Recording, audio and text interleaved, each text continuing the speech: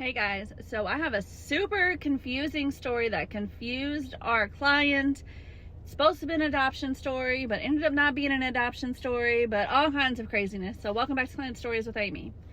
So our client was raised by a single mom. Anytime she asked her mom about where she comes from, her dad, any of those things, mom always replied with something like, some families don't have daddies and that's okay. That's the only thing that she would get from her. When our client was an adult, she revisited the whole conversation, thinking maybe I was donor conceived. So she asked her mom, was I donor conceived? Like, who is my dad? I know how babies are made. I know it takes a man and a woman. Like, was I donor conceived? Is that why some families don't have daddies? Is that why you tell me this? And so our client's mom replied with, no, I could not afford the fertility type treatments, the IVF or any of that stuff. I could not afford that. That was not available to me. But again, some families don't have daddies and that's just the way it is. I have no information to give you. That's that. So in our client's head, she was thinking, okay, maybe I was kind of donor conceived, like the back alleyway kind of way. And those are the words she used, and I knew exactly what she was meaning. Maybe mom found somebody just to get the sperm, had the encounter, and then ended up pregnant, and then that's that. That's where our client's mind was. She does an Ancestry DNA test. She sees the names, she sees the relationship, she sees the numbers. She doesn't know what any of that means, and so she leaves it alone again. About a year later, she is on YouTube and she is on Facebook and she's listening to all of these stories of people that are going through something similar to her, and she comes across the DNA Angels in a video.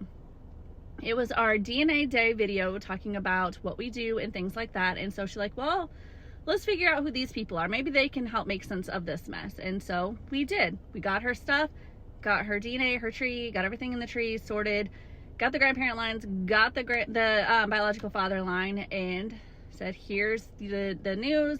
This man is probably your biological father. Here's this contact information. And she sat on it for about 2 days, and then she reached out. She did not tell her mother what she had been doing. So stay tuned for that part. She contacts this gentleman, and he is listening to everything she's saying, explaining the situation and who she is and why she called him. And he was like, I was hoping you would find me one day. Me and your mom sat down and we had a long conversation, and you were placed for adoption. I was really hoping that you would find me one day. And oh, by the way, your birth mother's name is this. She's like, wait a minute. I wasn't adopted. And yes, that is my mom's name. But what do you mean adopted? And he goes into further explain that, yes, when your mom found out she was pregnant with you, we had a long conversation about how we wanted to do what was best for you. I couldn't raise a child. She said she was in no place to raise a child, so we decided to place you up for adoption. I signed the paperwork, and we went on about our lives. Now, mind you, this woman is her mom. Like, her mom raised her. Her mom did not give her up for adoption. She kept her and raised her. So our client's like, oh my gosh, this is crazy. Like, I don't know what's going on here. So she goes to her mom now.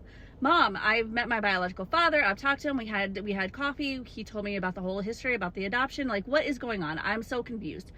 She said, yes, I was going to place you up for adoption. And on the third day that I had you, I was supposed to turn you over, and I couldn't leave you. I was at the hospital and I was supposed to leave, and you were supposed to stay, and the social workers were going to take care of everything. And I spent those 3 days with you in the hospital, and I could not leave you. I just could not do it. I could not leave you. So I kept you. And she admits she never told the birth father that she kept the baby. This whole time she kept our client, and the birth father thought that she was being raised in another family, hoping that she would one day find him.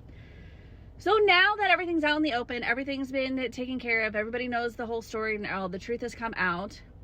The funny thing about this family is the biological father and the mother, the biological father's new family, like the family he's had for the past 20 plus years, and the mother and our client, they spend their holidays with each other now. They spend their birthdays together. They even are starting to plan a new tradition where they take a family vacation together every spring break. Beautiful story, a lot of confusion, but it all worked out in the end. So that's it for today, guys. I will see you later.